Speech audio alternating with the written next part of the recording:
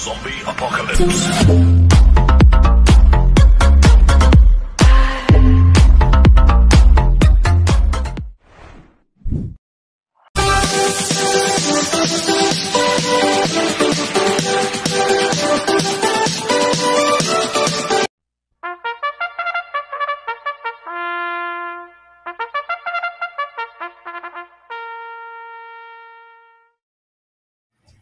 Magandang araw po mga bayang karerista.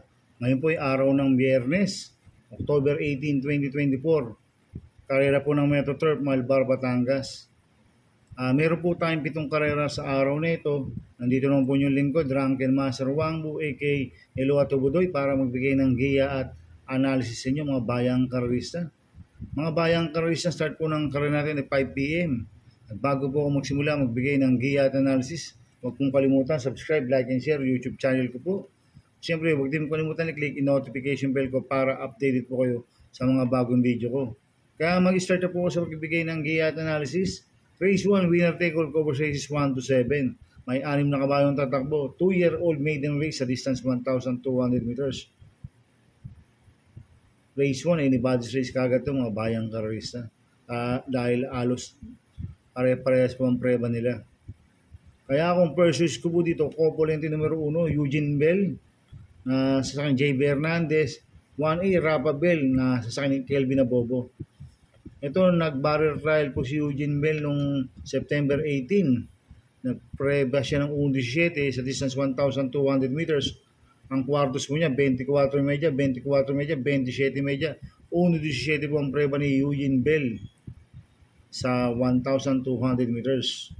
At ito naman si Rafa Bell, nag-barrel trial po siya noong October 12, tarsero po siya kaya Babe in Hablot. Nagpreba siya ng 1.16 sa distance 1,200 meters. Kaya itong Copolente numero 1 na to, parehas po malaki panalo sa akin ito, kaya sila po first choice ko. Second choice ko po numero 2, Giselle Snipe, na sa sakin ni Mart Alvarez. Ito nag-barrel trial po siya ng September 4, nagtala siya ng 1.19.6 sa distance 1,200 meters. Ang kwartos po niya, 28 media, 24 media, 26 media, 1.19.6 po ang preba ni Giselle Snipe sa distance 1,200 meters. Papalakas lang po. Kaya sa akin, may panalo rin sa akin to. Kaya siya po second choice ko. Kaya ang first choice ko po, Copolente numero 1, Eugene Bell, 1A, Rafa Bell. Second choice numero 2, Giselle Snipe.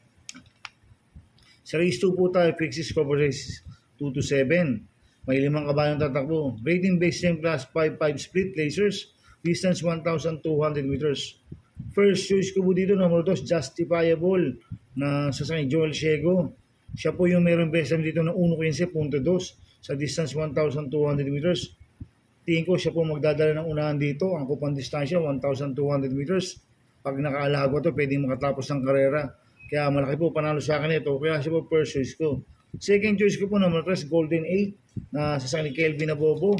Last run po nito no October 12. Tarsero po siya kaya I Love Manti. Nagtala siya ng 31.2 sa distance 1,400 meters. Pero meron pong 1.16 media to sa 1,200 meters si Golden 8. Kaya malaking po panalo sa akin ito. Kaya siya po second choice ko. Kaya ang first choice ko po number 2, Justifiable. Second choice number 3, Golden 8. Sa race 3 po tayo, pick 5 cover races 3 to 7. May 7 kabayong tatakbo. Rating based in class 5, 6 to 10 split, distance 1,200 meters. First choice ko po dito, couple entry number 1, National and Treasure, na sa sakin GL Ciego Jr. 1A, Little Miss Saturday, na sa sakin Claro Espare Jr. Ito, last po ni National Treasure no September 22, kila Margo. Walang ginawa last run to. Pero kambyuhin nito, binigay kay JL Ciego Jr. Lasan, Wild Bautista po ang sumakay dito. At ito naman si Little Miss Saturday. Last run po nito kila Limon Silan Pulse. Hindi rin po natin bang last run niya si Little Miss Saturday. Pero itong dalawa na to, may 1.15 media po sa distance 1,200 meters to. Kaya parehas po malaki panalo sa akin ito. Kaya siya po first choice ko. Second choice ko po, number 7, Mr. Aldrich, na sasakay JD Galagos. Ito, last run po na ito, October 11, pang-apat po siya, kaya Great Connection. Nagtala siya ng 1.16.2 sa distance 1,200 meters. Si Mr. Aldrich. Kaya sa akin malaki rin po panalo sa akin ito. Kaya siya po second choice ko. Kaya ang first choice ko po, Copolente numero 1, National Treasure. 1A, Little Miss Saturday. Second choice numero 7, Mr. Aldrich. Sa race 4 po tayo, pick 4, cover sizes 4 to 7. May 8 kabayong tatakbo. Rating based yung class 4, 16-21 split. Distance 1,200 meters. First choice ko po dito, number 2, Autumn Shower na sasampo ni BJB Galleta. Nanalo po lasa niya noong September 21, nagtala ng 1.27 sa distance 1,400 meters. Tingin ko lamang huto si Autumn Shower. Kaya sa akin, malaki po panalo sa akin ito. Kaya siya po first choice ko. Second choice ko po, number 6, Family Affair na sa San AG Guerra. Last lang po na itong September 21. Tarsero nga po kila Autumn Shower to. Nagtala siya ng 1.28.6 sa distance 1,400 meters. Cambio niya binigay sa Apprentice, AG Guerra, Lasan, OP Cortez po sumakay dito. Kaya may panalo rin sa akin to, kaya siya po second choice ko. Kaya ang first choice ko po, number 2, Autumn Shower. Second choice, number 6, Family Affair. Sa race 5 po tayo. May 8 kabayong tatakbo. Rating based team class 5, 6 to 10 split. Distance 1,200 meters. First choice ko po dito, numero 1, Early Bird na sasampo ng CPN Zone. Itong si Early Bird nagbabalik, nag-barrel trial po yan. Kung 19 po tinapos sa 1,200 meters niyan. At mababa na po sa laban. Kaya malaki po panalo sa akin ito. Kaya siya po first choice ko.